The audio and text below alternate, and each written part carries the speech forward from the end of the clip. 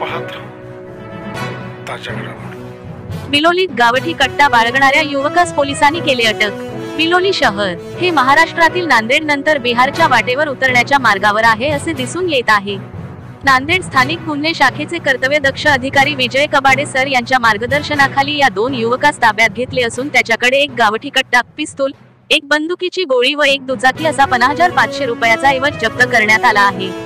Police अधीक्षक Kabade sir यांच्या माहितीनुसार स्थानिक गुन्हा शाखेचे निरीक्षक चिखलीकर सर यांच्या मार्गदर्शनाखाली पोलीस निरीक्षक पांडुरंग माने, दत्ताने काळे, विलास कदम, बालाजी यादगिरवाड आणि शेख कलीम यांनी बिलोली उपविभागात गेले असता विजय कबाडे सर व चिखलीकर यांनी रचविलेल्या सापळ्यात विद्युत गतीने गांधी चौक बिलोली येथे जाऊन गोविंद हनमलू नुगरावार वय 35 व्यवसाय शेती राहणार गांधी चौक बिलोली आणि विवेकानंद उर्फ राजू नरसिंग सुग्रलोड वय 35 राहणार गांधी चौक बिलोली असे दोन युवकास पकडून त्याची चौकशी केली तेव्हा त्याच्याकडे एक लोखंडी गावठी कट्टा, अग्निशास्त्र, एक 8 mm अशी बंदुकीची गोळी सापडली असून पुढील तपास चालू आहे।